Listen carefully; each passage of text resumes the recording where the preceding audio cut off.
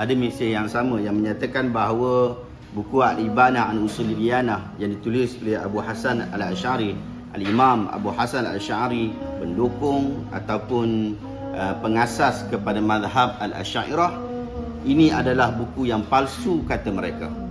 Itu tak apa lagi, saya tak risau sangat sebab memang saya tahu ada pandangan-pandangan berkaitan tentang hal ni. Bahkan ulama Al-Asy'ariyah sendiri pun berbeza pendapat berkaitan tentang buku ni.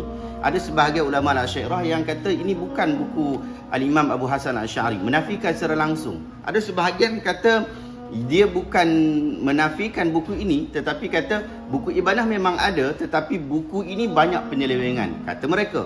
Ada sebahagian kata, ya benar, inilah buku Al-Imam Abu Hasan Al-Asy'ari.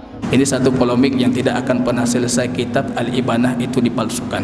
Ini kalau saya ingin berikan kesimpulan berapa pandangan orang Asy'ariyah terhadap kitab Ibanah. Ada 3 kelompok dari Asy'ariyah terhadap kitab Ibanah. Al-Baqilani, Tabari dan a'imah awal mereka mengatakan kitab Ibanah itu asli, karya Imam Abu Hasan Al-Asy'ari, dan itu akidahnya, dan itu yang kami anuti. Itu Baqilani. Kelompok yang kedua, dan itu banyak kelompok para mutaakhirin, orang yang kadang-kala ketika anda tanyakan mana Ibanah, dia tidak pernah melihat yang namanya Ibanah, langsung memvonis Ibanah itu sudah dipalsukan oleh Wahabi. Pertanyaan sederhana, di mana kita a'imah Asy'ariyah? Kita mayoritas yang ada di muka bumi. Bagaimana sempat seorang Wahabi memalsukan Ibanah? Kitab Ibanah adalah kitab yang ditulis oleh Abu Hasan Al-Asy'ari. Sememangnya kitab Ibanah itu walaupun ada percanggahan pendapat, tetapi ia sama seperti mana yang ada di dalam kitab Risalah ila Ahli Saghar yang ditulis juga oleh Imam Abu Hasan Al-Asy'ari. Jadi Imam Abu Hasan Al-Asy'ari memang penulis kitab Ibanah, dan kitab Ibanah itu tidak ada penyelewengan seperti mana yang didakwa oleh setengah pihak. Oleh sebab tu bila kita buat semakan bagi buku ni, terjemahan untuk buku ni, kita buat semakan daripada 6 manuskrip asal bertulisan tangan yang disemak oleh Dr. Saleh bin Muqbil At-Tamimi. Dia buat semakan dulu buku ni.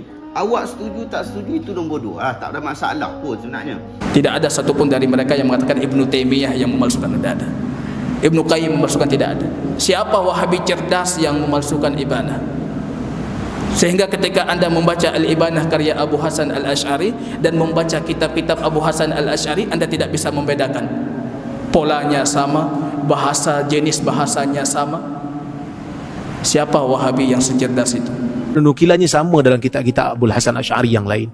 So Abu Hasan memang mengisbatkan ataupun menetapkan sifat-sifat Allah yang seperti berada di atas arash, Allah mempunyai mata, tangan, tetapi tidak sama seperti mana makhluk.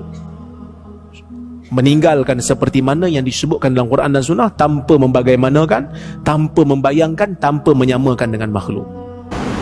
Pandangan yang ketiga itu dari mutaqaddimin. Mereka mengatakan betul Abu Hasan mengarang Ibanah. Itu termasuk Abu Ali Al-Azhari, Abu Abdullah Al-Hamrani, termasuk Imam Al-Qusairi, termasuk Ibnu Udbah.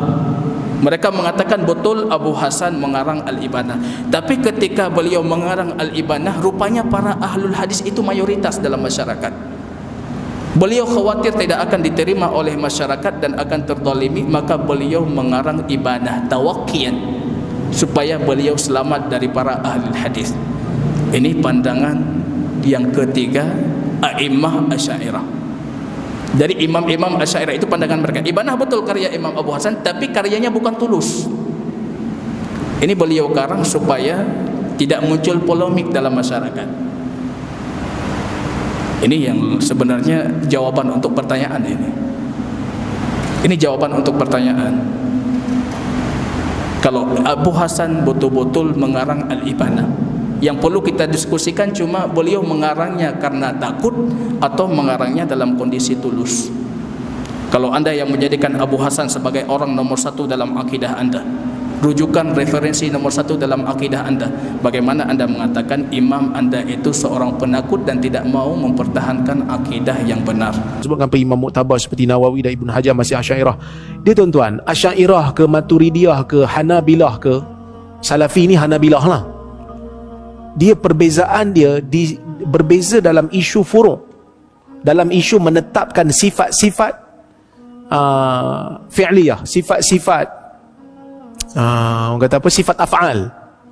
Allah turun ke tidak, Allah melihat ke tidak, Allah apa ni kita kata berada di atas arash tu perlu ditakwil ataupun tidak, Allah murka tu macam mana nak takwil. So mereka percaya seluruhnya dengan ayat Al-Quran, tetapi mereka berbeza tentang cara pemahaman.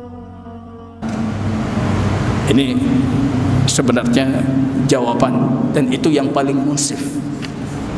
Kalau anda perhatikan, ini paling musif. Bagaimana saya mengatakan paling musif? Mereka betul-betul mengakui kalau itu karyanya Abu Hasan, tapi mereka meragukan ketulusan Abu Hasan dalam mengarangnya.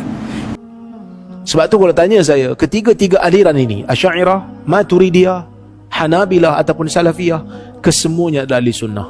Cuma saya lebih cenderung kepada Salafiyah dan Hanabilah. Tapi saya tidak menyesatkan ataupun mengeluarkan Asy'ariyah dan Maturidiyah daripada ahli sunnah, kerana mereka itu adalah ahli sunnah wal jamaah.